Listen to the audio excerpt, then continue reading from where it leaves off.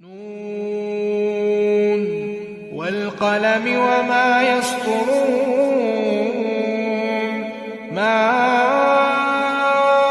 أنت بنعمة ربك بمجنون وإن لك لأجرا غير ممنون وإنك لعلى خلق عظيم. السلام علیکم ورحمۃ اللہ وبرکاتہ. الحمد للہ رب العالمین والصلاة والسلام علی اشرف الانبیاء والمرسلین محمد وعلی آلہ وصحبہ اجمعین وبعد. قال اللہ تعالی فی القرآن المجید والفرقان الحمید اعوذ باللہ من الشیطان الرجیم بسم اللہ الرحمن الرحیم. رب اشرح لی صدری ویسر لی امری واحلل عقدۃ من لسانی یفقہوا قولی. امام نووی کی کتاب اربعینہ حدیث نمبر 18 کا مفہوم ہم سمجھ رہے تھے. تیسری اہم بات جس کی طرف نبی صلی اللہ علیہ وسلم نے اس حدیث میں رہنمائی کی ہے وہ ہے خالق الناس بخلق حسن، لوگوں کے ساتھ بہترین اخلاق کے ساتھ پیش آؤ. اور آپ صلی اللہ علیہ وسلم کا فرمان ہے کہ تم میں سب سے کامل مومن وہ ہے جن کے اخلاق سب سے بہتر ہو.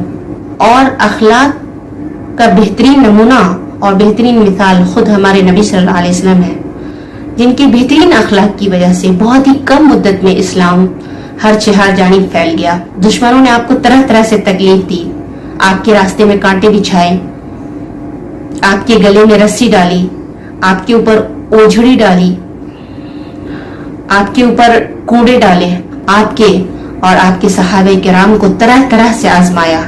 لیکن جب فتح مکہ کا موقع آیا اور اس وقت جب کہ آپ کو پوری ملکیت تھی، آپ کے پاس پوری طاقت تھی کہ آپ بدلہ لے سکتے تھے، لیکن آپ نے معاف کیا، آپ نے تمام لوگوں کو معاف کر دیا. اور آپ کی بیٹی زینب رضی اللہ تعالی عنہا جو مدینہ ہجرت کر کے جا رہی تھی اور وہ حمل سے تھی، تو ایک کافر نے ان کو ایسا نیزہ مارا کہ وہ گر پڑی، حمل بھی ضائع ہو گیا اور وہ خود وفات پا گئی. جب یہ کافر نبی صلی اللہ علیہ وسلم کی خدمت میں پہنچا اور آپ سے معافی مانگی اور اسلام قبول کی تو آپ نے اس کو بھی معاف کر دیا اور اس سے بدلہ نہیں لیا. انسان اپنے اوپر ظلم کو برداشت کر لیتا ہے لیکن اپنے بچے کے تعلق سے انسان برداشت نہیں کر پاتا ہے.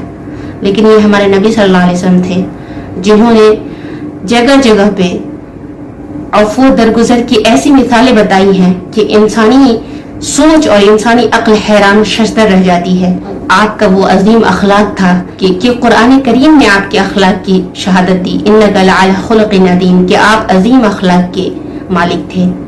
اور جب عائشہ رضی اللہ تعالی عنہا سے آپ کے اخلاق کے بارے میں پوچھا گیا تو عائشہ رضی اللہ تعالی عنہا نے جواب دیا کان خلقہ القرآن، کہ نبی صلی اللہ علیہ وسلم کا اخلاق قرآن تھا.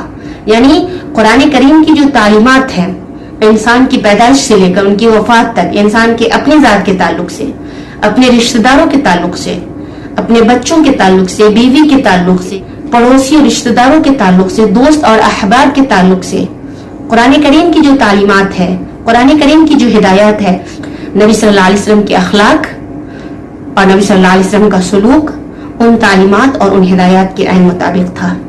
اس لیے اگر ہم بہترین اخلاق اپنانا چاہتے ہیں تو ہمیں نبی صلی اللہ علیہ وسلم کی اتباع کرنی ہوگی اور نبی صلی اللہ علیہ وسلم کی زندگی کو اپنے لیے نمونہ بنانا ہوگا. اللہ تعالی ہمیں اس کی توفیق دے، آمین. سبحانک اللہم وبحمدک اشہد ان لا الہ الا انت استغفرک واتوب الیک. السلام علیکم ورحمۃ اللہ.